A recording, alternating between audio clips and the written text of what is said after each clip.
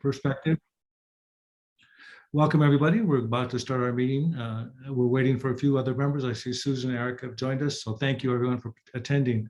I know it's been a while since our last meeting. I want to remind everybody that the meeting is public. I think we have 40 plus registrants, Bobby tells me, prior to the meeting that will be listening in on our call.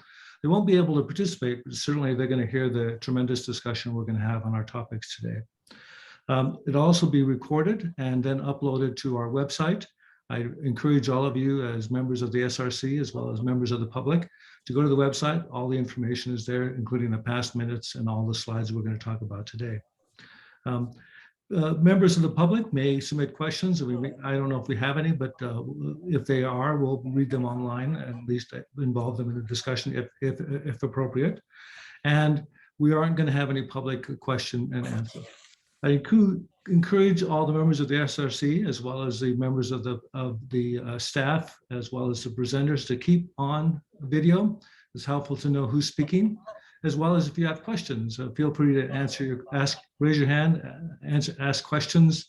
I think we're going to have a very rigorous discussion today, so hopefully people can participate.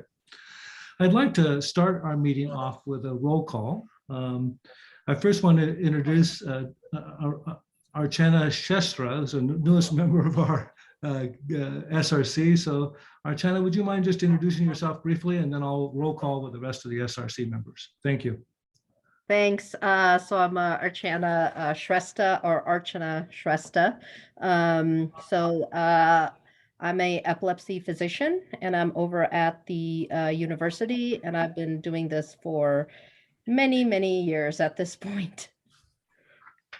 Thank you for joining us, Archana. If we don't get your name correctly, just please correct us. You know, we're not always blessed with the names that are so beautiful sounding. So I'm just going to do a roll call of the folks I see on the screen, and then we'll come back if people add on to the meeting.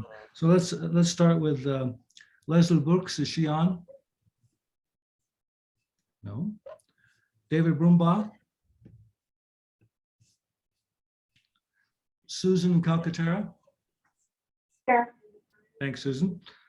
Ken Hurd is not going to be here. Kent Hutchinson? Hi, everyone. Hi, Ken. Greg Kinney? Hi, everyone. Paula Riggs? Yeah. Joseph Schatt? Good morning. Morning, Joseph. I'm Chris Urbina. Erica Wymore? I'm here. Good morning. And we already introduced Archana Shestra. So how about members of the staff? John, I see you're here. I'm here, and why don't we go around and I'll call out folks on my screen. Louis? Oops. You're on mute, Louis. You're on mute. Huh, you're not coming through for whatever reason. Well, I'll not to worry. Louis is one of our methodologists working on the systematic review and bringing a lot of experience. And actually, as we go around, maybe if everybody just says their role, that might be helpful for the SRC. Tianjing. Hi, everyone. Tianjing, faculty in ophthalmology and epidemiology, systematic review expert on the team. And Kelsey.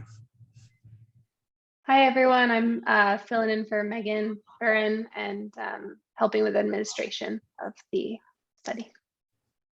Okay, and Rosa? Hello, I'm Rosa. I'm a professional research assistant at the Center for Bioethics, working on this study. And Greg? Hi, everyone. I'm Greg Tung. I'm faculty in the School of Public Health, and I'm part of the administrative core for this project. And Lisa? Hi, Lisa Barrow, faculty in medicine and public health and systematic review evidence synthesis expert. Thank you. Good morning. Morning. And Sam? Hi, Sam Wong. I'm a pediatric emergency medicine physician, medical toxicologist. My role is a content expert and a clinician on the team. And Mookie? Hello, I'm Mookie Ritti Pirot. I'm a research methodologist at Cochrane Eye Vision and working on this study as well. And Ashley? Ashley Brooks Russell, Associate Professor at the School of Public Health and bringing content expertise to the team. And Allie, do you want to say hello? Sure, I'm Allie Maffey from Colorado Department of Public Health and Environment, and I am here mostly just as a connection to the work that's happening within public health and our education efforts. And sort of a liaison with CDPHE. And let's see, Chris, I note that Leslie. I missed, John, thank you. I missed Paula Riggs and Leslie Brooks. Would you mind introducing yourselves, please? Sure. Hi, I'm Paula Riggs, content expert, vice chair, Department of Psychiatry, and also director of the Division of Addiction Science, Prevention, and Treatment.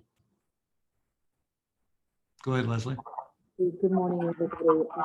Actually, first I serve as I'm a family doc, I'm an addiction doc, and I serve as the chief of addiction medicine for Summit Stone Health Partners in Northern Colorado, and I think I represent our commitment to equity and inclusion on our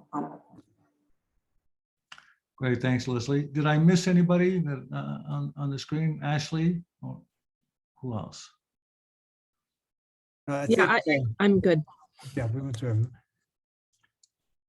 And perhaps the other thing, Chris, would just be whether there's any new conflicts of interest to report. I'll put the agenda up now. I was just going to go ahead and do that next, John. Okay. Thank you. Okay. So as you know, everybody on the audience, as well as our panel, we at every meeting, this is our third meeting, we ask everybody to report any conflicts of interest with the industry. So are there any conflicts of interest? No conflicts here. Okay, hearing none, let's just jump right into our meeting. Everybody had a chance to look at the agenda. Here it is right here. We're going to jump right into the progress update, but just for those who are on the meeting, as well as SRC as staff, as well as in the community, our minutes are posted on our website, and I'd encourage folks to go ahead and look at those periodically. There were no additions or changes that I've heard of, so I think we're just going to go ahead and accept those and move on right into our progress update, as well as John, are you aware of any challenges or concerns from the public on the website? Nothing, no, nothing, Chris, that we would bring to discussion here, no. All right, then go ahead and jump right into the progress report, John, if you don't mind. That would be great. Okay, so we are going to go through what has happened and provide you with an update on the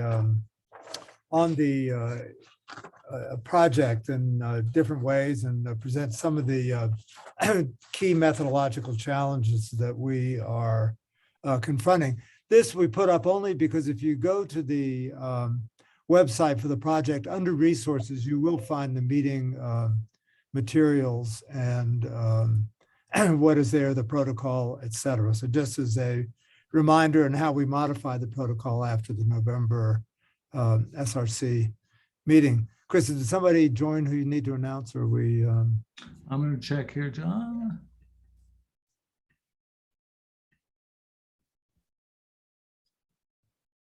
Doesn't look like it. Okay, all right. I'll just keep going. So my Lisa Tanjing and I are going to take you through. And first, I'm going to give you a reminder of what the original charge was and remains to conduct this systematic review of high potency THC marijuana. Well in progress, as you're going to hear. Of course, we have established the Scientific Review Council, and an important part of the charge to the Colorado School of Public Health was the public education campaign. And we'll circle back at the end to that topic and give you an update on that. It's tied to, of course, the findings of the systematic review. But again, with that coming, we have initiated discussions about the education campaign. The requirements are here to conduct this systematic review, and we're going to talk again about the nature of the systematic review that we are discussing. We will show you in terms of this systematic curation and synthesis the enormous body of literature that we are taking on with our substantially sized team. We have this requirement for an initial report by July 1st, 2022, potentially conduct additional research, and we will talk about that. And we are maintaining a track of independence, but also transparency, which we think is critical. In terms of the systematic review and the kind of review that we are doing, we are going to provide an overview. We provided some discussion of this kind of review that we are undertaking, i.e. a scoping review at our last meeting, but here we will elaborate further, and we supplied an article by Wolf and others to illustrate what the output of that would be. And we're going to show you, in fact, the kinds of queries that can be made of the database that we are assembled. So our charge was to identify all available scientific evidence and to systematically curate and synthesize the research and identify evidence gaps. And I think what we'll show you is how the type of review that we are doing lines up with this request or requirement in HB 1317. We initially identified the research questions. And again, we've talked about this before, that the law itself was even-handed in suggesting that we explore the literature on the relationship of high potency cannabis with outcomes, whether beneficial, i.e. therapeutic, or adverse consequences of exposure to these products. And they're then also to identify and describe studies that report adverse effects of exposure to high potency products. So we will talk about this and some of the challenges of the literature, which, big surprise, don't nicely align in all cases of all studies with how we wish the information were presented, so that we could easily use it for our goals. We're in fact working very hard to make sure we capture all the information and then understand that there will be some steps towards using it for these overall objectives. So in terms of what we are doing, we in this systematic scoping review, and we'll talk about this more, have taken on the task of identifying all the types of evidence available. And we've already shown you the large number of articles, over 40,000, that were involved in the initial screening. We've learned as we've gone, in terms of this second bullet, clarifying key concepts, what is in the literature and how some of it's presented. And again, for this meeting, we provided the SRC with examples of the kinds of studies that we are needing to deal with as we carry out this systematic review. And one thing that we will have in the end captured that can become the basis for more focused reviews or updates is an understanding of exactly what is in the literature and what it looks like. And we will certainly have a strong handle on what are the knowledge gaps. So we're going to turn things over and talk about where we are with progress to date. And I think, Chris, we can either pause for questions now, but I think it might be better if we go through the specifics and then have a longer discussion, if that works. I think that's a great idea. Unless there are specific questions now, do folks feel comfortable waiting till we get into the meat of the discussion? Okay, sounds good. I just want to make sure David Goomba has joined us. David, just say hello. Hi, everybody. Thank you, David. Okay, and Tanjing, I'll turn things over to you and just say next or something, and I will do it. Sure. Hi, everyone. This is Tianjing. So just to provide everyone a progress update, over the initial 9 months since the project was funded, we have assembled the research team, and you have met everyone on this call, and we recruited the scientific review council, and we have met 3 times, including the meeting today. We screen all the staff and council members for potential conflicts of interest, and the disclosures of potential conflicts of interest are available from the studies from the project's website. The protocol for the systematic scoping review is published in the public domain. We have taken your feedback from the last council meetings and have incorporated those in the protocol. We have completed the literature search, and from there, as John mentioned, we have 40,000 records. John presented the progress to the Colorado House Public and Behavioral Health and Human Services Committee in February this year. And since last meeting, we completed all the titles and abstract screening, subsequently the full text screening for inclusion. We developed and pilot tested data extraction forms and procedures, and we're in the middle of extracting data from the eligible studies. Next slide, John. Just a little bit of, sort of the steps of completing a systematic scoping review or a systematic review. We start by defining the research question, where we're interested in high potency THC products, as well as its beneficial and adverse effects. So here are our research question, which you have seen this multiple times.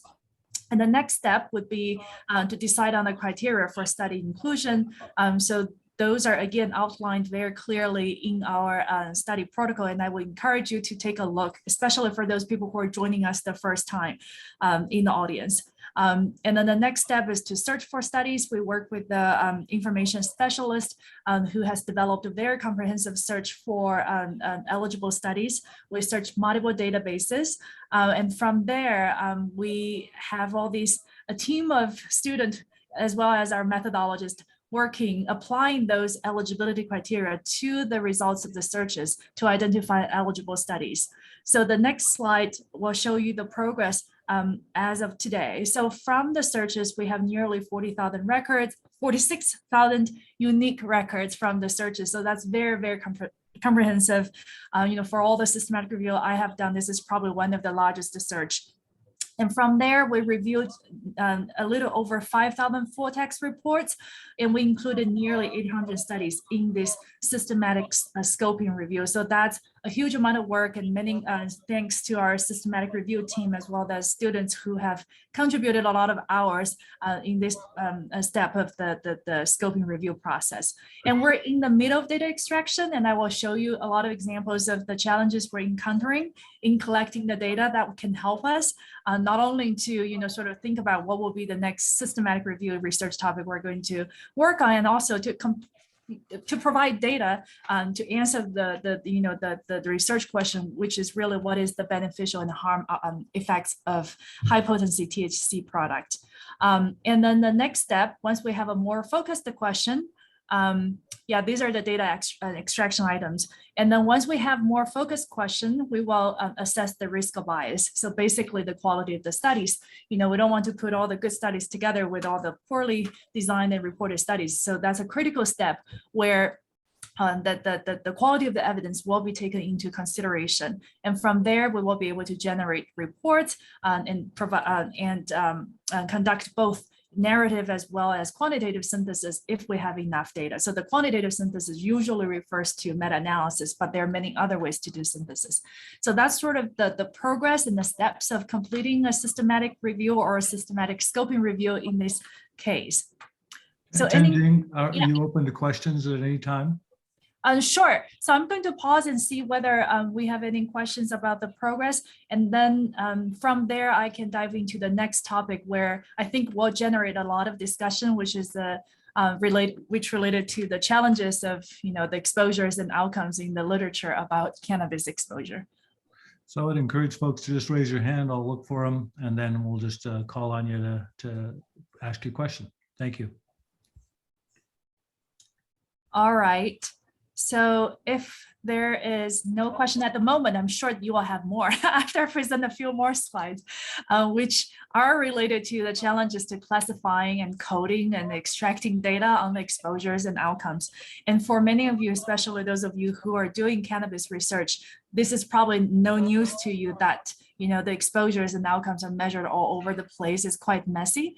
And in the meeting materials package, we showed you like sort of 3 papers that those are actually on the better side of reporting in terms of the information we're trying to collect. So what what I'm going to do is to show you some examples from the papers that are included in our systematic review. So John, next slide. So the first couple of examples related to exposure, how exposures were reported in the included studies. So in the first example, you can see all these different types of products. They're chocolates, gummies, brownies, juice, and other liquids. And the route or the mode of administration is edible. So these are all edible products. So this example, we have very specific type of product as well as route. And what's missing, there's no THC concentration or THC potency or frequency of use. So John, can you click on the animation? Yeah. So the second example, these are all inhaled cannabis. So we have the route of use, but there's no type. So we don't know the type or product that was studied in this particular report. And then the next example, we have broad categories of type of products or the potency. But again, just show you a range of different ways, these different exposures in terms of the product and the route of administration was reported in the included studies. And in order to capture, sort of anticipating this wide range of ways things are being described, John, can you click on next? So we have these sort of drop-down list, which was designed based on appendix to the protocol that you have reviewed, where we have the list of products, and here we included the most often encountered product in our literature. We also have the other to let data abstractors to specify any product that's not already from this drop-down list. So this is about this slide, again, showing you a range of examples about how different types of products and different mode of administration was reported in the literature. And the next slide. So it becomes a little messier or more and more messier once you try to dive into the potency and the frequency of use. Again, remember the overall charge to the Colorado School of Public Health is look at high potency THC products. What does it mean by high potency? Here in this first example, we have potencies reported in different ranges. And of course, as you imagine, different papers or different studies will have a different cutoff thresholds for what they consider as high, low, medium, or potency. The second example, this was a study done in England. They don't have the potency ranges or thresholds, but they relate the potency to the existing literature. So they call like any hash-like products as low potency and skunk-like as high potency. The next example, here we have milligrams of use or milligrams per kilograms of body weight of use of THC product. And sometimes these are reported per use, sometimes per day or per week or per month. So as you imagine, the duration of use, again, plays a very important role. And we're struggling really to normalize or try to standardize this potency. So John, can you click on the next? So in terms of for data extraction, for most of these examples I showed you, and also the other examples in the pool of studies we have, we could extract, a numeric number, like a number, what is the value, as well as a unit. However, as I mentioned, these are not normalized in any way. So they could be exposure over a day, over one use, or over a week. That's where we struggle quite a lot. What do we do with this type of information? And things won't only get more complicated, John, if you move on to the next slide, where we also have frequency. So the frequency here, general frequency, never users, almost never, sometimes, most of the time, almost always, always. And we also have, like John, if you click daily use or non-daily use. And then the next example is a very good one where this is actually one of the better reported papers based on survey. So, imagine most of these studies, especially on the harms, safety side of cannabis use, they're observational in nature. So this is based on the survey where they classified users into frequently used concentrates, never used concentrates, as well as frequently used cannabis flower, but rarely used concentrates. There are 3 groups. And if you look at the highlighted rows, they reported the days that they were smoking flower per week, and then the percent of the users that were daily users, and then the per day, like how many sessions those folks use each type of product per day. So this is one of the better reported papers. Actually, you could imagine we can potentially go back, multiply or summarize all these numbers to come up with the exposure level. However, most of the papers are unlike this one. This is a very rare example. Most of the papers are probably like the first two examples I showed you, where they broadly classified or self-reported frequency of use. So with these, the frequency and potency, we're really dealing with a huge, non-standardized ways that how the studies, categorized or studied and reported their exposure level. And I would like to pause for a little bit, and because we do want to hear, for those of you who are in cannabis research, this may not be something new, and we want to hear your advice or your experience of dealing and how to normalize or standardize these different levels of exposures. Anybody, any thoughts or questions?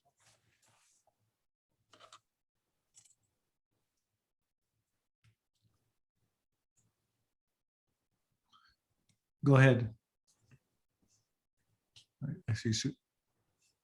Sorry, I'm unmuting myself. Yeah.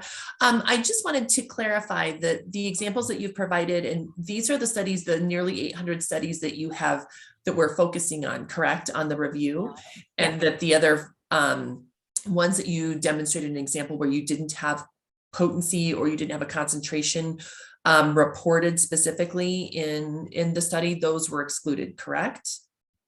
Yeah. So these are examples drawn from the included studies. Basically, they have reported something about the potency of the product, and there's the comparison group of different. And just in your previous few slides where you said, well, sometimes they would record the frequency, but they wouldn't report the concentration. Are you keeping track of those ones that were excluded, the reasons why they were excluded, as sort of like a documentation or something to refer back to? Of those, I saw there was something like 4,000 studies that were excluded. Absolutely. So we do coded the reason for exclusion at the full text screening step. And it was in the flow chart. I did not have enough time to, to go through the numbers for reasons for exclusion, but we did have that reasons documented. Okay, thank you. I would agree with you doing research in this area that it is exceedingly difficult as far as definition of exposure, quantification of exposure is heterogeneous and extraordinarily challenging. I think for Chanjing and the researchers team, does anybody have any ideas on how to categorize either frequency or potency based on what the samples that you've seen so far? Go ahead, Joseph. Thanks. I was going to make more of a cautious comment, I suppose, that I would be wary of introducing false precision here, as well as those of us in the area are aware. This is inherently a difficult exposure to measure, and so I think we want to be cautious abstracting from these articles that have, as you've just shown, some very broad categories of exposure, of pretending that we know more about that than perhaps we do. It may just be something where we need to settle for these broad categories, at least when we're considering all 800 some of these papers. And perhaps there is a small subset of those in which the exposure is much more precisely defined. For example, if a study administered something in a laboratory setting or something where the precise dose was known. But otherwise, this broader body of literature may be difficult to fit into these more precise categories. Absolutely. Go ahead, Greg.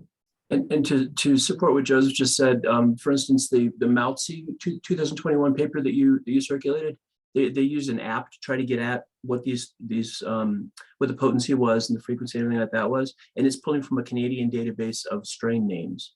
So it looks like they're doing a very precise job, but it might be that it's more difficult than what they reported. Yeah. So it's also self-reported. I mean, for many of the frequency issues, and so there's going to be incredible biases associated with self-reporting and doses Joseph talked about earlier. Any other comments or suggestions? Well, I'll make one comment, Chris, and the contrast with tobacco, I'll point out just as an easy one, where until, electronic products arrived, people smoked the same thing in measurable quantities. And it was easy. I mean, putting aside the biases and reporting that came along, I mean, I think the contrast is striking. A cigarette is a gram of tobacco, and there's not that much variation in numbers smoked, and categories are easy. So I've found that to be useful in thinking about the problem that we face. Yeah. Well, Sam and then Lisa. I'm curious what the SRC thinks about, do you think we need to just report the findings that we've seen in the literature based on exposure and potency, or would you rather see an attempt to try to summarize and broader characterize some of these papers and exposures to report, to ultimately report? I think, as you guys know, that the challenges are, as Tanjing mentioned and Erica pointed out, I mean, it just varies. There's no standardization about how people are reporting things in the literature. So I think the question is, like, do we try to summarize them in broader categories, or do we just, are we going to have to be more detailed in how we report our findings? Any comments from Sam's question? It's a good question. Before we go to Lisa.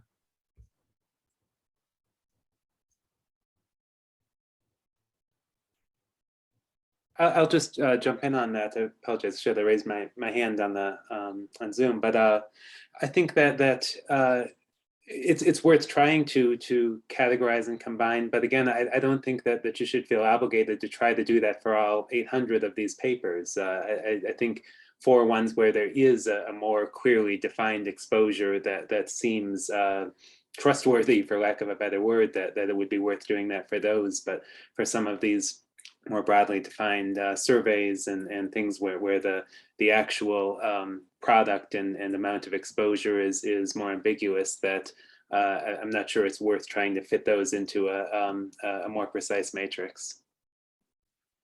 Any other thoughts before we move on to other Lisa comments? has her hand up. Now, Lisa, do you have a comment about Greg's question or another topic? Okay, good. Another topic. I know you saw me. Thanks. No problem. So I don't hear a consensus, Tanjing or Greg. I kind of feel like if you can attempt to categorize things, try it. If it doesn't, as Joseph said, if it just doesn't work because there's too many variables, then I think, Greg, I'm not sure if we have a choice, but then to report everything. So. Yeah. Yeah, Lisa, do you want to make your comment, or do you want to? Go ahead, Lisa. Yeah. So this is a great discussion. So I want to take advantage of having the SRC here and ask, we don't have an example here, but some of these studies report like blood levels, and those actually are reported in different ways as well. But I'm just wondering, is that considered a gold standard in the field? If we find papers with blood levels, or is that complicated by whether it's chronic or acute, or but anyway, I'm just wondering, is that considered a gold standard compared to the self-reported exposure? Open question to the SRC.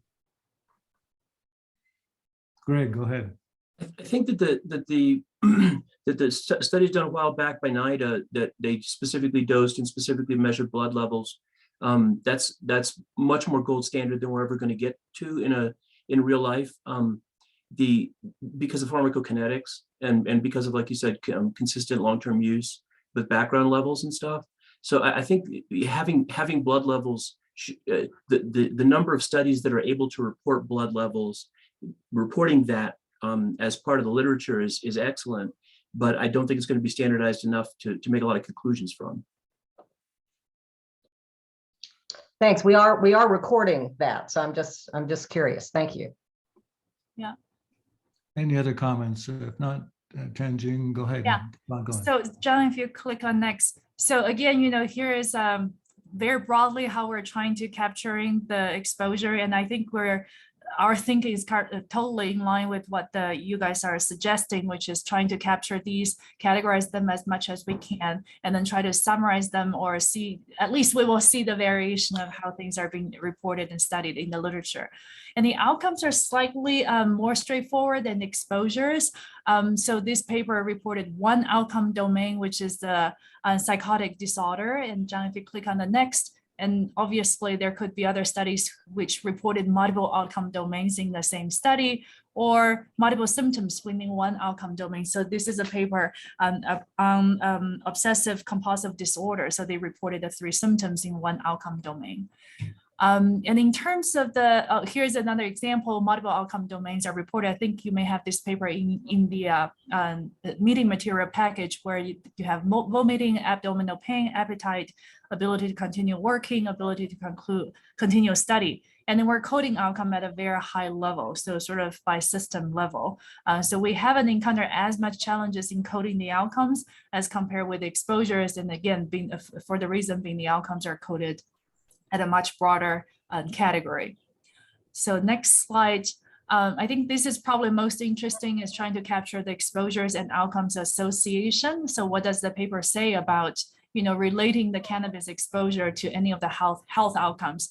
So the first paper reported types of users, they're occasional users versus regular users, and they're related to the outcome, but there's no potency. So they may have reported the potency somewhere in the table 1 of a paper, but again, in their association, when they look at the association, is a types of user against the health outcomes without potency.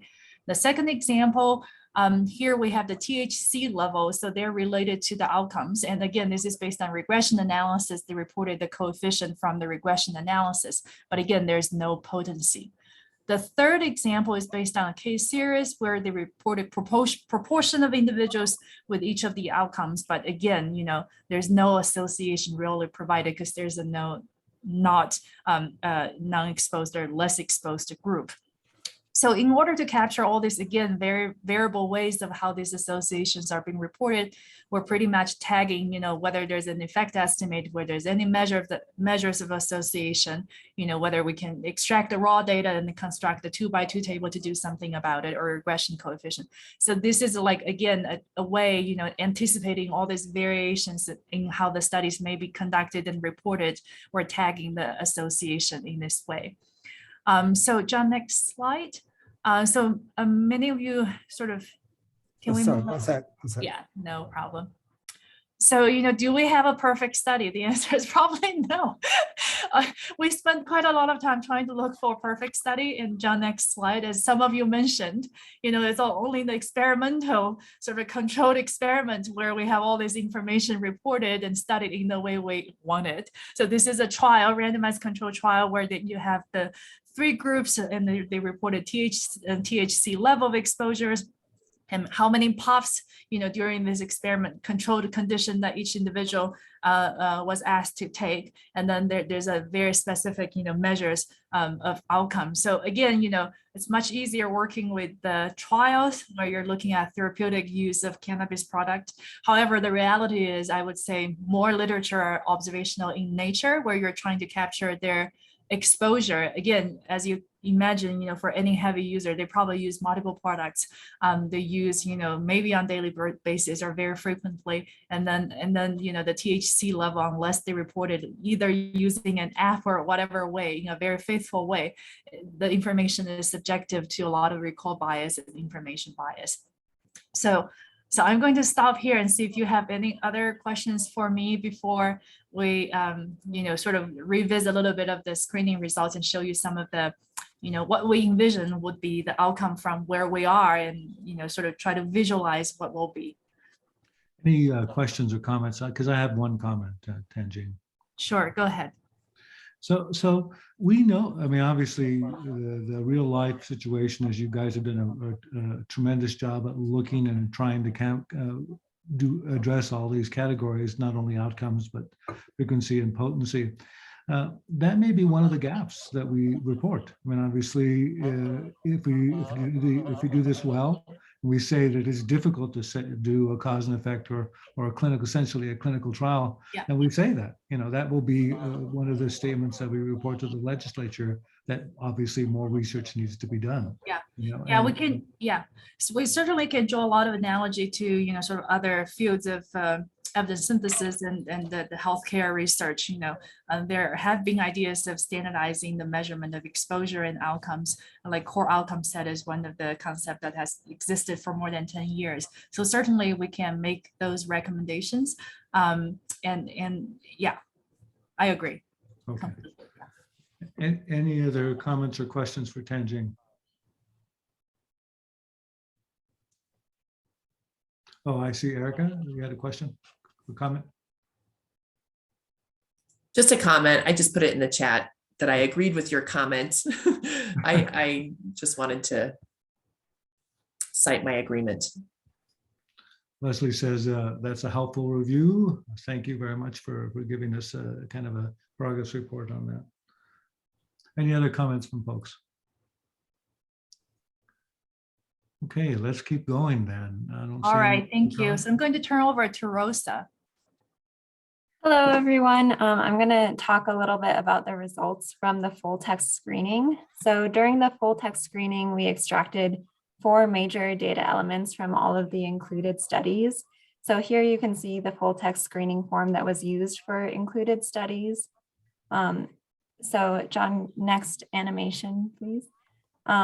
So for studies that included a numerical value for the THC potency, we extracted the highest THC potency, the numerical value, and then also the units provided. Next animation, please. In addition, we also recorded the studies that had a dose response frequency, duration, route, or type of exposure measured, and I'm referring to that from here as dose response. We also extracted studies that evaluated the therapeutic use of cannabis for a medical condition called therapeutic in the next couple of slides. And lastly, studies that had a high potency product reported in them. Next slide, please. So here you can see the total number of included studies for each data element on that previous form. So the most frequent attribute for included studies was a numerical potency being provided. Next slide, please. All right, so now just looking at the data elements for potency, all included studies had to either report a numeric potency or a high potency product. So you can see in the overlap, there are 52 studies that are of high potency products that also reported a numerical value for that potency. Next slide. So this Venn diagram basically overlays the dose response and therapeutic categories onto those potency categories that we were just looking at. So it is quite complicated, but just looking at the very center of it, John, animation, please. Those 8 studies compare the dose response for therapeutic use of high potency cannabis that include a numerical value for potency. All right. So maybe Rosa, do you want to see if anybody has questions or let people study this a while longer? yeah, it is quite a dense while, diagram. So to grasp it. yeah. Thank you. I was just going to say that I'm confused. So basically, these are the 4 data elements that we extracted during full text screening. And so it's just showing you kind of each Venn diagram circle shows the studies that have that data element included in them. So the overlap of the different circles shows studies that have multiple attributes that we recorded during full text screening. But I sense, Rosa, that we will still report all of these categories. For example, there's an overlap of 161 studies that overlap dose response and numeric potency. These are all the included studies. So all of these will be included. This is just trying to give you a kind of a lay of the land of the studies that are included, what attributes they have. Go ahead, Susan, and then Greg, you had a question, Susan? And that was the simple version before we added on 2 more categories. Susan, I was go just ahead. wondering, has there been any thought or discussion about making a hierarchy of studies when reporting the data. So for instance, putting these 8 studies into one. Oh, I see some nods. I'll mute myself then. Yeah, I believe that's one of the things that we actually wanted feedback on was how you guys would like us to prioritize studies going forward for data extraction, given that these are kind of the 4 things that we know about included studies right now. Let's hear Greg's comment first, and then we'll come back to that question. It's a good question, Rosa. Thank you. So the 8 studies are therapeutic, high potency, numeric potency. Are the 22 to the bottom right of that non-therapeutic uses, like negative outcomes? Because I don't see that group in here. Yeah, so the 21 studies at the very bottom are studies that have high potency products and a numerical value, but are not recording some kind of dose response or therapeutic use for a medical condition. So they might be used for a non-therapeutic condition, but we haven't actually gone through and extracted more specific attributes of those studies. That's coming later in data extraction. Let's go to Lisa's comment, then we'll come back to you, Erica. You're on mute still. Yeah, just a quick response to Susan, because you really hit the nail on the head for what we're looking for here.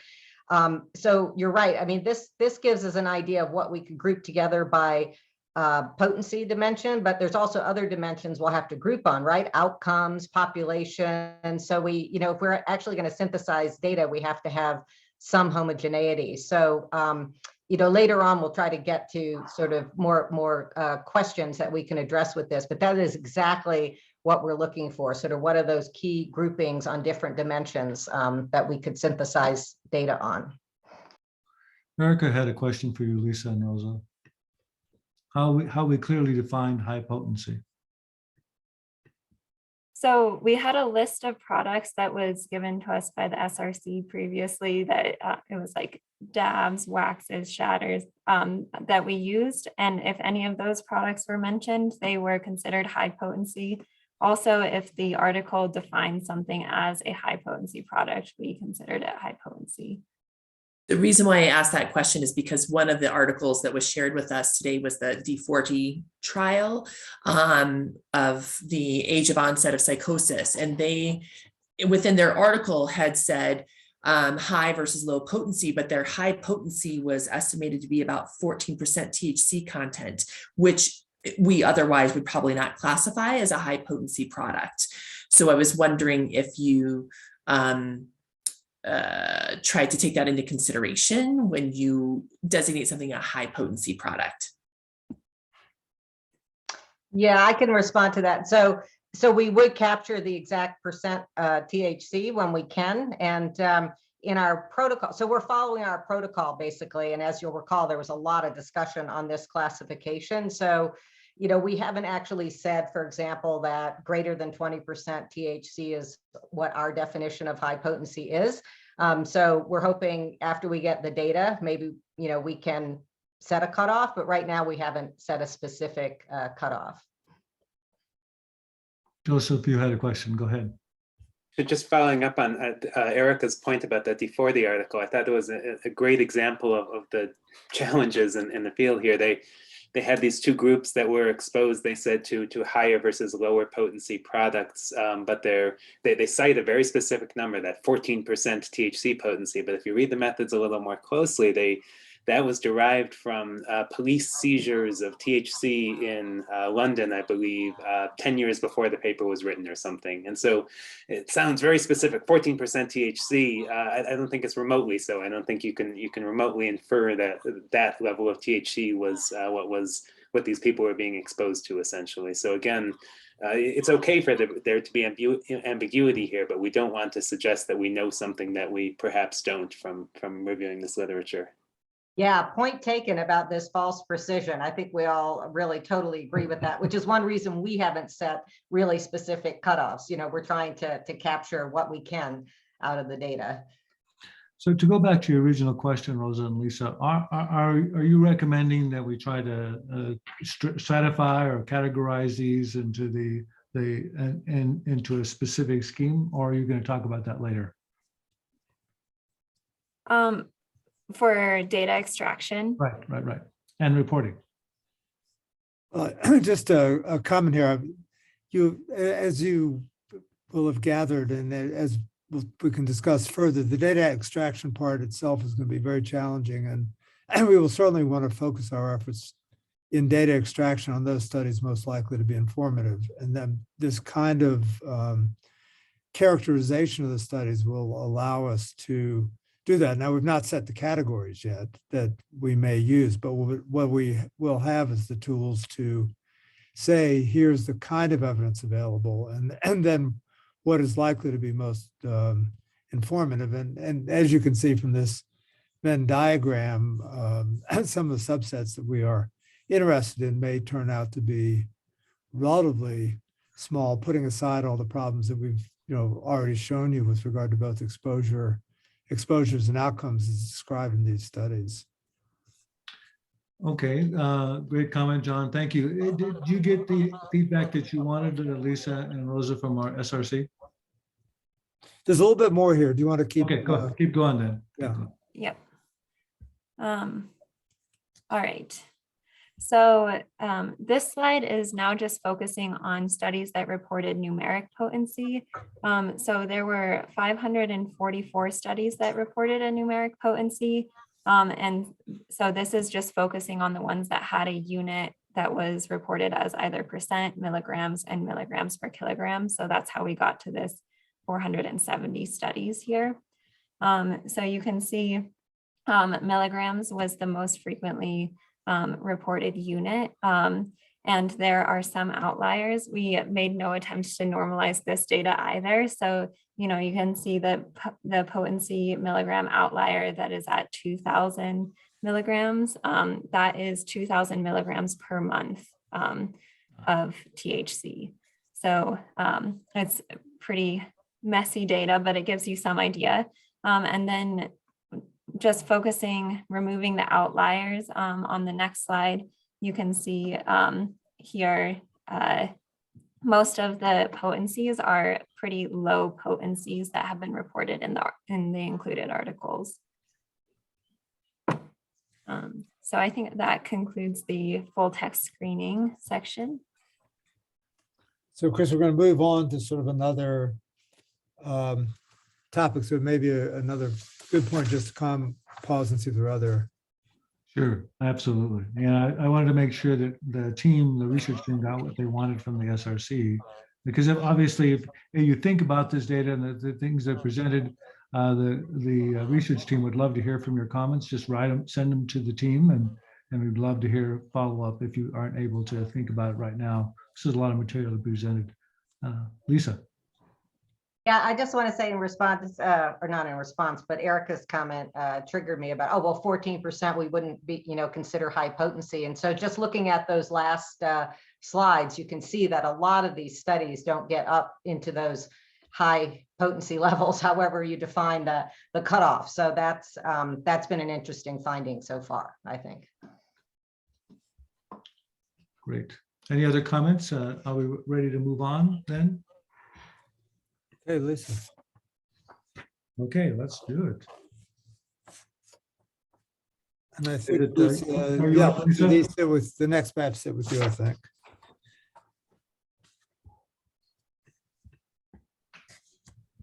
Am I right? Let's see. Who's up next here? Well, do you want me to do it? I'll just go. Yeah, if you want to do this, or you or Tanting.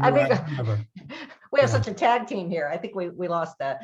So this is just to remind everybody what we're going to get in terms of the study characteristics, because that's another really, really important part of this, the descriptive part of this project. So what we're extracting here, and again, this is based on the protocol, and your feedback is listed. So for every study, we're extracting information on the conflicts of interest, the study design, the overall objectives, the eligibility criteria, quite important, and whether there was anything in the study that would allow us to do an analysis by health equity, and then these different subgroups and description of the population. So this is going to make that all important table 1. And this will actually apply for our whole population of studies. But if we split out, 52 studies that had high potency and a high potency or reported potency and a high potency product, then we would have this for those 52 studies too. So we just wanted to show that. And actually, you might comment on we're well into extracting the study characteristics, which is much easier than exposures and outcomes. So yes. So we do have quite a bit of preliminary data on this, but yeah, because it is a lot more straightforward than the exposures and outcomes. Lisa, I have a question about that. Remember our earlier meetings, a lot of our SRC folks were concerned about diversity, ethnicity, race, as well as age.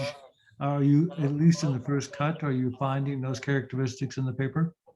Yeah, we're finding a lot on age and developmental stage. That's much more common.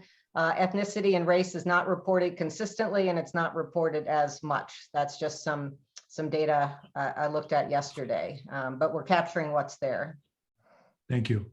yeah, I think actually, Lisa, am I right? In that initial table that we sent out, it was only a few percent had information that might provide insight into disparities. Yeah. Yeah. Perhaps not surprising, but unfortunate. Again, a gap reportable. We obviously have Exactly. to point out our limitations. So, yeah. Anything else on this presentation section, John, Lisa, or Tanjing, Rosa? I mean, I think you can get some insights now into what we will be able to say about the literature and its characteristics and problems, of course, and then the critical part is coming next is extracting the data from those studies and starting with those that are most critical to our task. Yeah, well, we do appreciate the effort and reporting it to the SRC. Obviously, Tanjing and Lisa, your teams have worked very hard at making this happen. So we appreciate that very much. One comment, would it be important to list like data publication just because we know the potency has changed over time? We do have data publication. Yeah.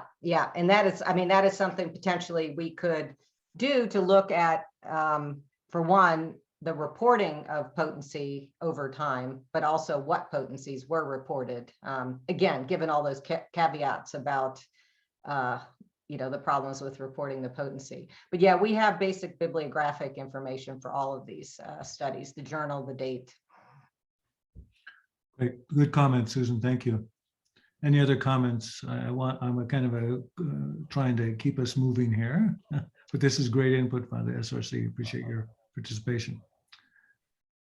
Okay. And it's not over because we want to show you kind of what results of this evidence map could look like. And we really want to ask you as we go through these last few slides, sort of what other questions we can be posing based on the data we're getting. So next slide, John. And then, and this is in red because I want to emphasize for these next slides, and it's on every slide, these are made up data, dummy data. These are not our actual data. And this is really important too for any member of the public looking at this. So these are not the actual data because we haven't completed the data extraction. Next slide. So I'll be able to understand this then, Lisa. Is that correct? Right. I can explain it if it's dummy data. Yes.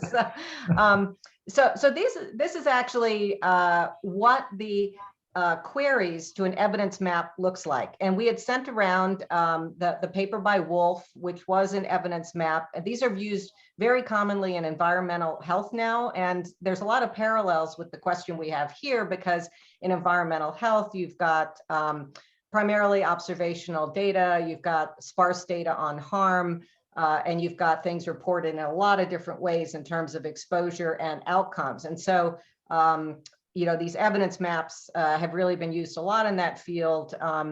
and I've worked with people at the National Toxicology Program in developing these. And so Rosa's going to show you at the end what the evidence map actually is, and it's a database, but these are some of the questions we can pose.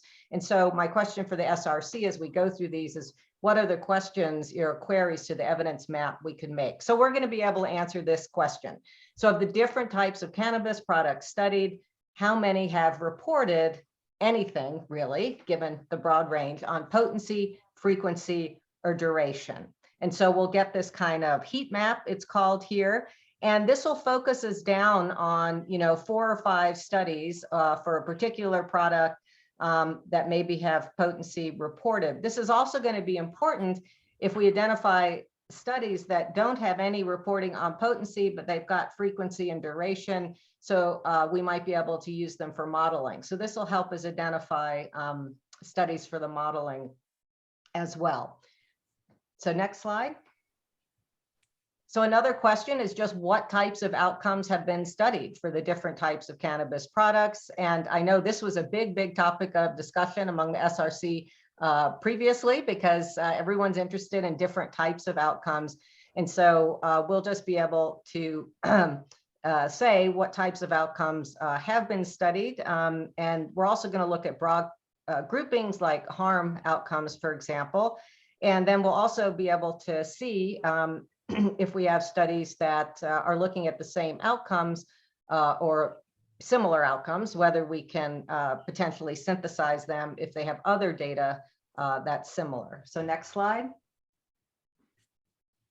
And we can look at, for example, what types of outcomes have been examined for studies that reported potency or frequency or duration data. So again, we can really hone in on the outcomes where we have a sufficient amount of data to hopefully do some sort of synthesis of that data.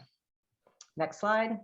And then we can get, and I think this is going to be really interesting given the diversity of data we're getting on potency. And I think this helps us with the question of not being, overly prescriptive when we can't be.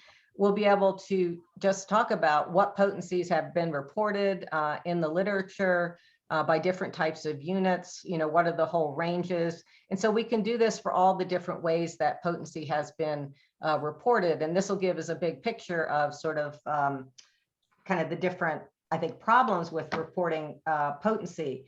And in terms of, and just the last slide on this question, or another question, again, then we could look at like the ranges of potencies that have been reported by study outcomes.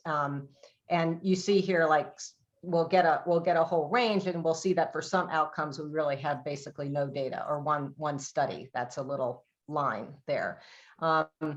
So I think this is going to be really important, not only in telling us what's in the evidence map, but answering some of these questions, and then also identifying those gaps and hopefully planning for not only just a future research agenda, but future standards for the research that would allow us to synthesize data. And then I'm just going to turn it over to Rosa to show you the evidence map. So the evidence map is really a public good that we're producing. It'll be available to anybody, and anybody can query this for whatever question they can answer with the evidence map. So again, I'll turn it over to Rosa, who will walk you through what this map will look like. Rosa. All right, so we are making a Tableau dashboard that will be publicly accessible via a URL, and it will also be linked to any papers that we publish on this topic. So there are a couple of major components to this dashboard. John, if you could click for the animations. So in the middle here, there's a heat map that has the outcome domains crossed with the study designs.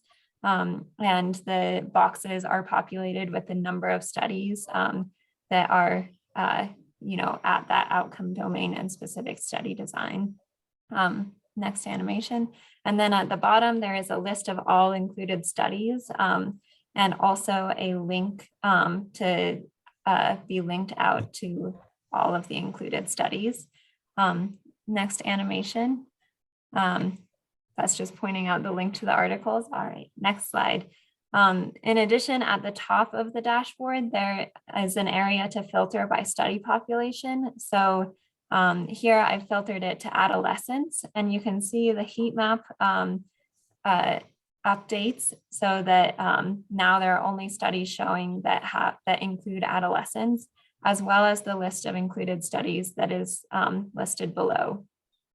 So for any study population, you can filter to just the included studies. Next slide. Rosa, before you go on, I just wanted to make sure I understood the heat map. Yes. So I know this is dummy data, and so when you have the category of the systematic review, those are all the studies that basically that are coming from those 800 studies.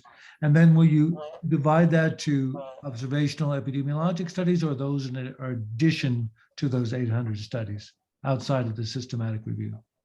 That is a separate type of study design from the systematic reviews. So it's not our systematic review, it's systematic review. Systematic reviews generally. Yes, Okay. sorry. Yes, sorry. This is a study design. So this would be an included study that is a systematic review. Thank you. Great. Thanks for clarifying that. Any other questions on this slide? All right. So you can also further refine the studies that you're seeing by clicking on specific cells. So here I clicked on the cardiovascular systematic reviews for adolescents by clicking that cell in the heat map, and it will populate the list of included studies down below. Next slide, please. Last thing, you can also just look at specific study designs. So here I've removed all of the filters, and you can click on the columns in the heat map, and it will populate the list of included studies to show all systematic reviews. So we should, Chris, actually pause here for discussion. Sure, I agree, and because it is a little. Thank you. I was trying to follow along, and now I understand a little bit better. Are there any questions or comments for Rosa or Lisa? Yeah, I was just going to say, let's pause here, and we can spend some more time maybe looking at the evidence map. But the idea is to expose you guys to this, because you might think of ways we could be asking questions of this massive amount of data we're collecting that, as you can see, you can slice different ways. And the other point I wanted to make is because, and then this does present an opportunity, for example, to make this a living database and to keep updating it, maybe not overall in such a broad way, but to be updating it in specific areas. And so that's a lot of times these evidence maps do become sort of a living resource that are updated in particular areas as evidence is created. Thank you for your comment. Susan, you had a comment, and then we'll go to David. I just said this was really incredible, and the previous slides that Lisa, you presented, I think were phenomenal. One question is, how frequently will this database be updated with new literature? That's a huge list.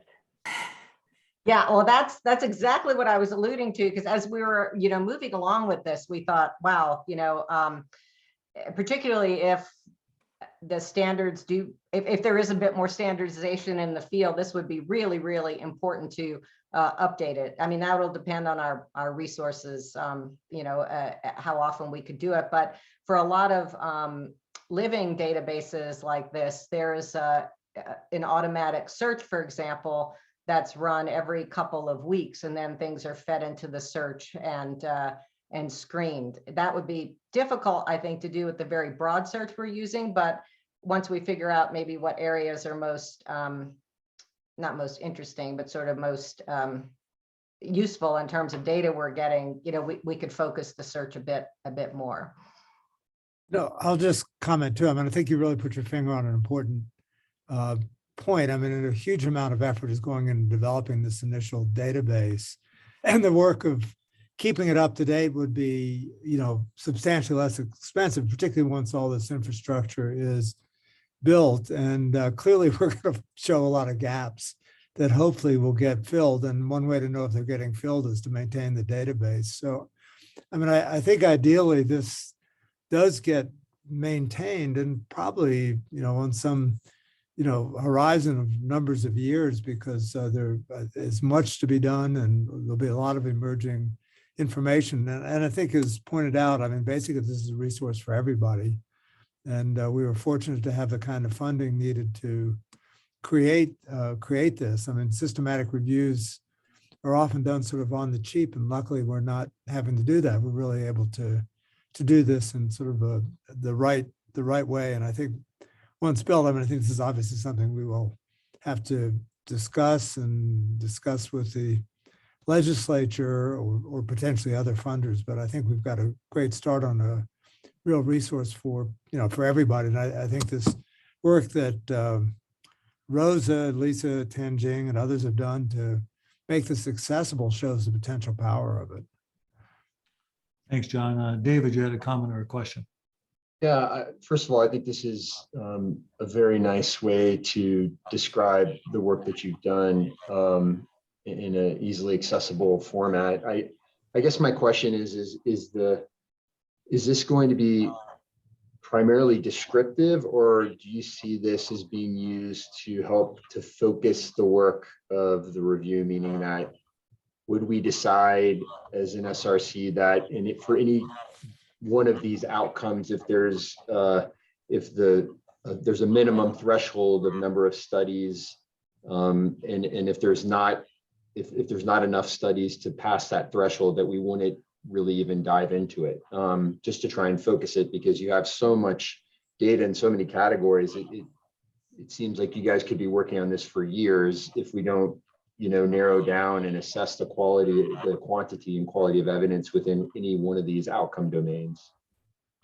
Yeah, I mean, No, you hit the, oh, sorry. Yeah, no, go ahead, Lisa. Go ahead. Well, I was going to say you hit the nail on the head, because that's, I know Tinjing, for one, is chomping at the bit to do some systematic reviews, but we need a more focused question to do that. And so the idea is, we do think we need to descriptively describe the whole evidence map, but then we want to focus down on basically, studies that are similar enough that we could combine them.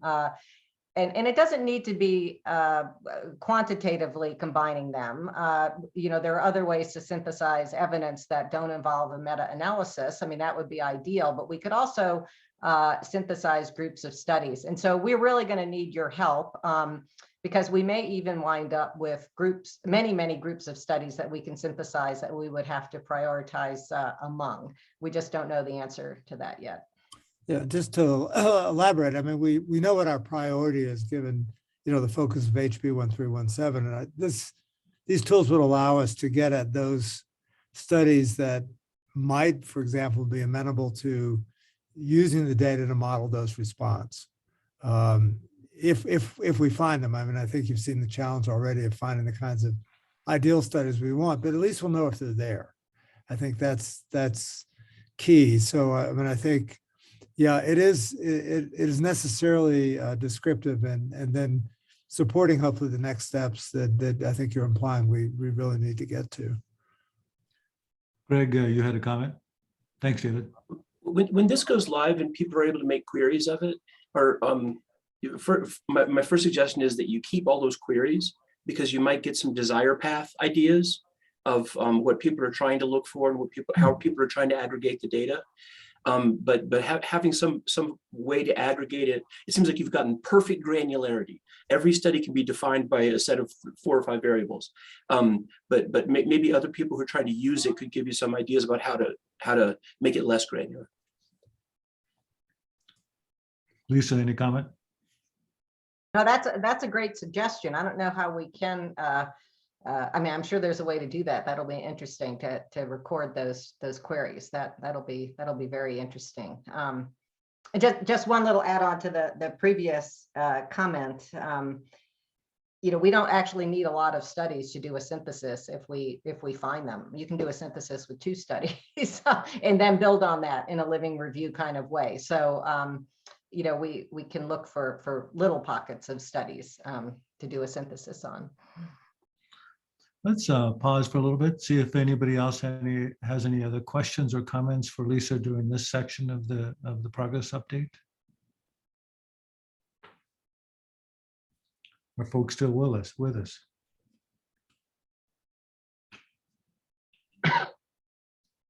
We can all look at the Venn diagram again. No, please. Very I interesting. just want to congratulate Rosa as I our agree. data visualization expert. It's really pulling us all along. It's fantastic. Okay, thanks. Let's pause for a few seconds. Any other questions or comments?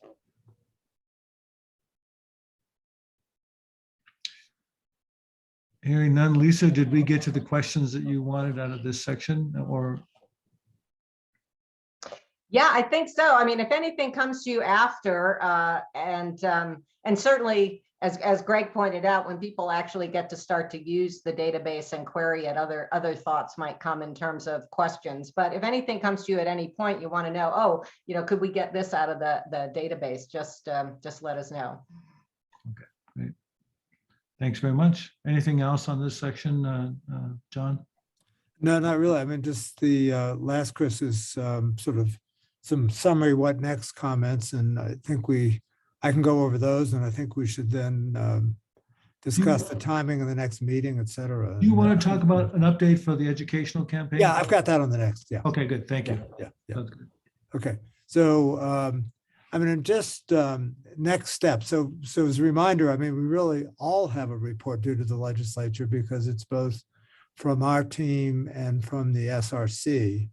And so I think that, you know, we've had a relatively, you know, leisurely pace of meetings as we've developed the machinery and put it into play. I mean, I think looking, and Chris, is something that we can discuss, is, you know, in terms of reports that will go to the legislature, you'll need to see enough from the systematic review done to date to make recommendations per the charge. So I think we'll have to think about the pace of meetings. But in terms of what is to come, the easy part of the 780 whatever studies, in terms of characterizing them, is well underway, and that should be done within, I think our team has said, a matter of probably 3 weeks, perhaps. We have a lot of students working on the extraction. One problem with students is they are students, and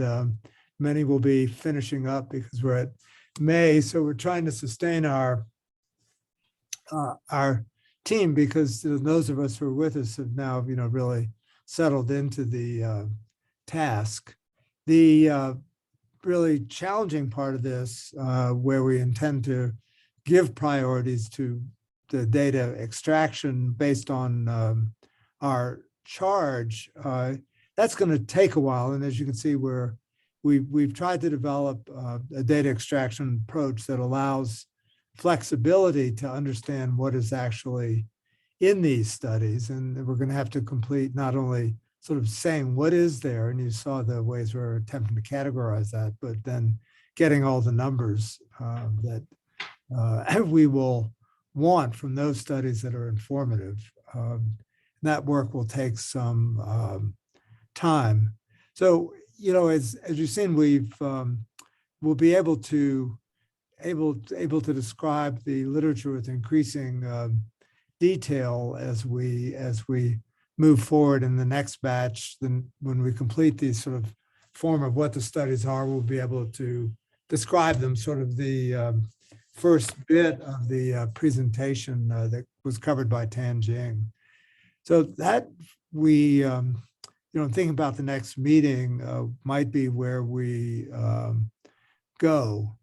In terms of sort of initial recommendations that will come from us, and the, you know, SRC will want to make its recommendations, we will have understanding of the characteristics of the full body of literature.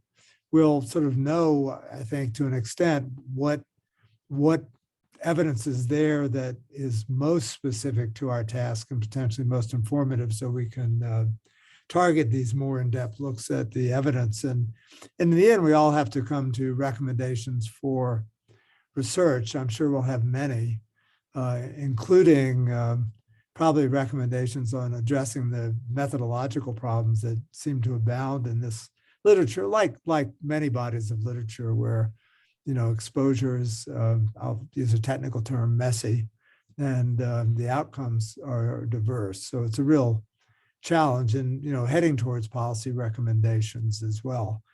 As I highlighted at the start and as in the bill, we were also funded to design an educational campaign that would build on the findings of the systematic review, and we're given substantial funds that are set aside awaiting that. We anticipate further funds. And while the review has been our primary focus, literally in the last month approximately, we've begun to begin initial planning for how to approach the design and implementation and ultimately the evaluation of the educational campaign. And that would be using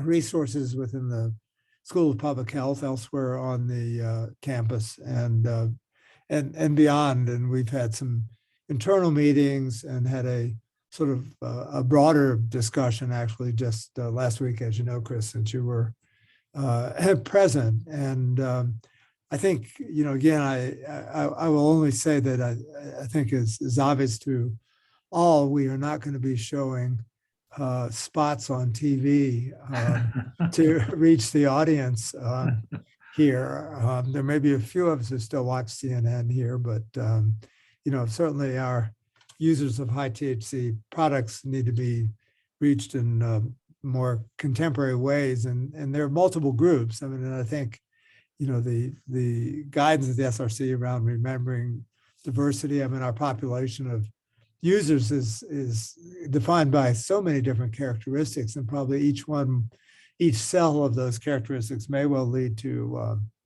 different needs, different communication needs for different approaches. And so there's a big job that lies ahead and that we intend to move forward on at this point with staffing to have somebody as the focal point for the project and recruiting the right people. I think we've been encouraged by the breadth of expertise available, and that said, there's a lot of work to do here. So that's a real broad look at next steps, and be happy to answer questions or from the SRC, and I think with this sort of scope of activities to get done on some of them on a fairly short time frame, we need to think how the scheduled meetings fits in.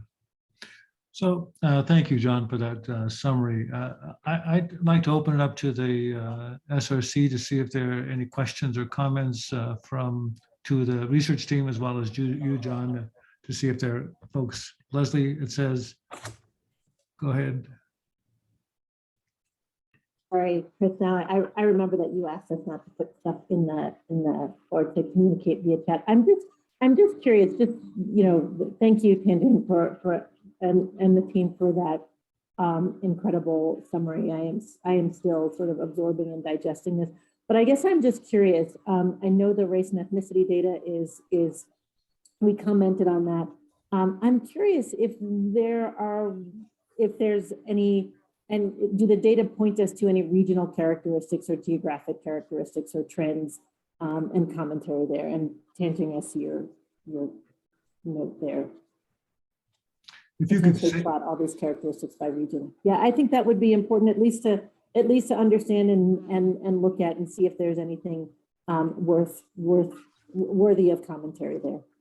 Yeah, Tanjin, could you answer the question openly so we can have yes. Here? So the question is about whether we could sort of capture those data by region, and the answer is yes. We're capturing where the study participants were recruited from, and we can totally, plot any figure that you by any of the characteristics in one dimension or 2 dimensions or even more than 2 dimensions by those characteristics. And I think, one of the things we would encourage the Scientific Research Council to help us is, perhaps revisit the list of variables we're capturing and help us to think about what will be the research questions or, how you want to see the data being plotted that will help you to come up with the policy recommendations. So that will be extremely helpful.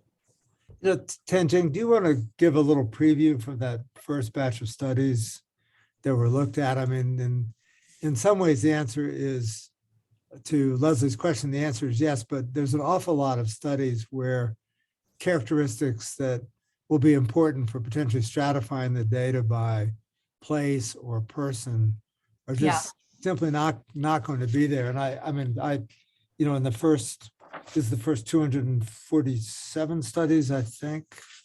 The table, I mean, just for example, race not reported in 58% of studies, or Hispanic or Latino ethnicity not reported in about 75%. So,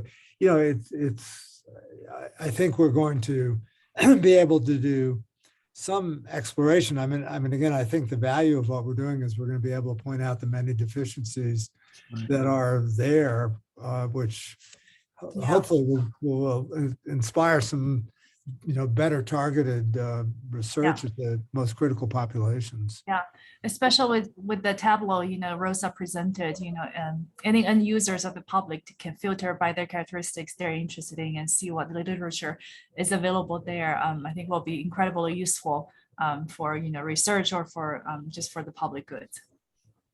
I mean, ideally, right, we'd be able to get really granular and get zip code data so that we could talk about, proximity of impact to, highly racially segregated neighborhoods, highly poverty saturated neighborhoods and things like that. And I know that that's, an incredible pipe dream. But at least talking about regionality and geographic characteristics gets us close. I will say a lot of that kind of work has been done in tobacco. Yep. I don't know, whether those models for future research, looking at proximity of schools or to tobacco vendors or density of tobacco vendors and different kinds of neighborhoods. I mean, there's been some very interesting work done. When I was at USC, we did a lot of that kind of study, and my colleagues there continue. But I don't know whether, with cannabis, if that kind of analysis has been done, but certainly if we find it, we'll be interested to see it. Thank you. And at least look at those models and, in relation to the work that we're doing here. Right. Any other questions or comments for the research team? Any things that we've missed or feel like we should address before our next meeting?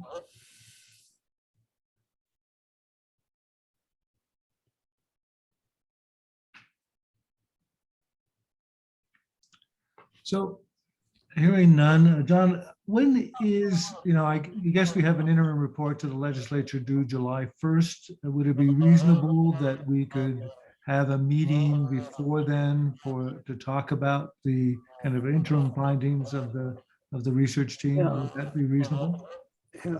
I'm going to suggest, Chris, that maybe 2 meetings. Okay. One, perhaps in May, when the study characteristics have all been done for all these 780, whatever the number is, and we have dipped into the data extraction and, maybe perhaps have a discussion. I mean, I think at that point, our team could be thinking about what are the likely contents of the report. And I think the SRC is going to need some meetings because you are asked to make recommendations. Now, they may be recommendations such as more focused reviews in particular areas, or, drawing on the 10 studies that have those response or whatever it may be. But I think probably 2 meetings, and you might need a, sort of a working session. I mean, I'm just sort of talking about this, but I think you'll need some time for for discussion, I think as an independent group and thinking about the report that you need to make at this point. I mean, I appreciate that, you know, we, by the nature of this work and the massive review we're doing, we're sort of going to hand you a lot. It's sort of late in the timing, and you know, so and your comments can be, you know, I think made accordingly, and you know, with further reports. So, you know, you may want some time together. I mean, and the other thing I'll bring up that we can come back and discuss is whether you would want to have an in-person meeting to do some of that work. Many of you, but I recognize not all of you, are on the Anschutz campus. So travel would be necessary for some, like Leslie, for example. So, but it, you know, might be helpful for you to have you know, some in-person work time, and, you know, something that we can discuss, or, you know, if you want to discuss that now with the SRC, it's something to do. But I think sort of 2 meetings with some opportunity to do some work is probably going to be important for you. Comments from the SRC. I think that what I hear John saying is we still have the team has to complete data extraction, look at all the articles, kind of put it in a format that we can look at, one. And then we have to talk about some recommendations following that, some sort of recommendations that would go into that final report. Those are the 2 goals I hear John saying. So comments about that. Susan. I just said I'd be very much enjoy to do an in-person meeting and hash this out a bit. I think that'd be very satisfying. Leslie gave us the thumb. I would come down to Denver. What's that? But I would come down to Denver for that. Sorry, Leslie, I was tacky there. Go ahead. What were you going to say? Oh, so second that. Okay, great. So I do think that maybe it'd be just because of the schedule of this group and how busy you all are. I'm wondering, John, if we do have 2 meetings, that we have another virtual meeting in May to kind of look at the data extraction with some preliminary recommendations, maybe. And then that June meeting, we have an in-person meeting where we could meet and talk about the issues. How does that sound to folks? I see some heads shaking. Is that doable? Could people make a in-person meeting in June with this along a distance planning? Looks like maybe raise your hand if you think that sounds like a reasonable proposal. Great. Looks like most of the team SRC. Anybody can't make that? Oh, looks like it's doable. Okay. So, yeah, one other comment, Chris, and maybe Lisa, Rosa, somebody could respond. I mean, presumably we would have the database in a ready enough that you could begin to access it as SRC members, and perhaps do some initial explorations and other things to familiarize yourself with what's there. I mean, you know, particularly I'm thinking about the time when at least we'd finished characterizing all the studies, and seems like, you know, you could just, you know, do some individual exploration. I mean, am I making that up, Rosa? Is that should be a possibility? As it stands now, the database is just based off of the study characteristics. So we could definitely just start updating that database as we're extracting data. There are still a couple of logistic things to figure out, but I think in the next couple of weeks, they'll be resolved. So we could give you the opportunity to explore things and get ready for the meeting, and you know, query the database and see what's there. Greg mentions that sometimes people are traveling in May and June, so that if it is an in-person, to try to get most of us, that might be an option to have people remote during that meeting. I know that's logistic. I tried to do that before. It's very difficult to do that. But thanks for bringing it up, Greg. I think that's respectful. So Leslie, go ahead.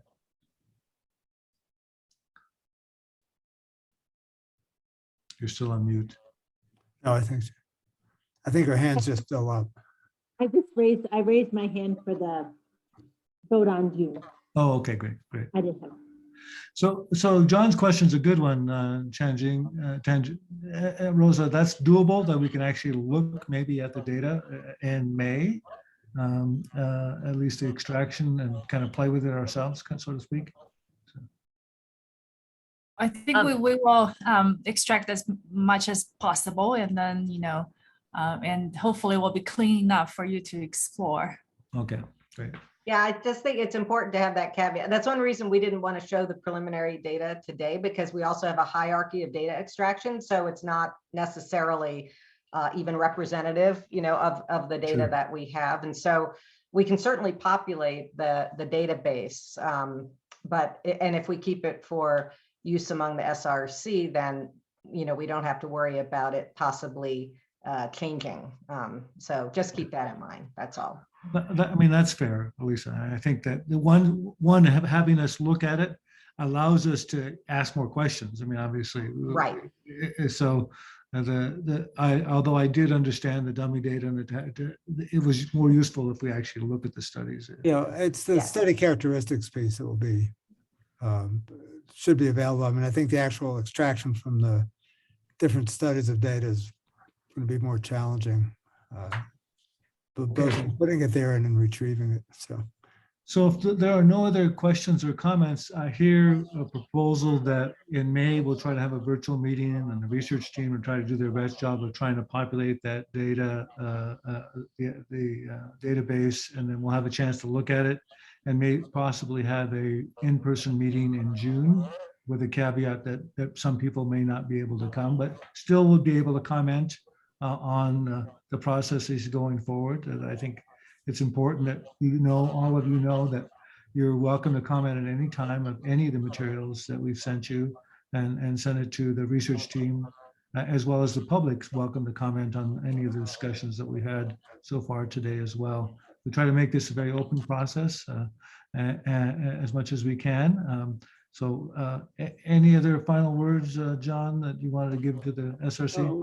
Just really thanks. I want to thank the team that's been working very hard now. There's a whole group of people you aren't seeing, which is our many students and a few other key team members. So there's been an extraordinary amount of work, and I want to thank the SRC members and Chris, you for your leadership. I mean, this is obviously big projects. It's important. And I think we're building a great resource for Colorado and really beyond. And when it's done, we'll at least know what we know or don't know. Or don't know. Yeah. That's going to be helpful. Thanks, John. And I forgot to introduce Kelsey earlier on. She's subbing for Megan. Thank you, Kelsey, for all your hard work prior to the meeting. We appreciate your efforts. And so you'll be hearing from Kelsey, Bobby, or I, or John in the next week or so, to give you the minutes, as well as to start planning for our next virtual meeting in May, and then hopefully start planning that same time, that meeting in person in June. Is that correct? Yep. Okay. All right. Any other questions, comments? Thanks, everyone. Thanks, everyone. Bye. Thank you. Bye.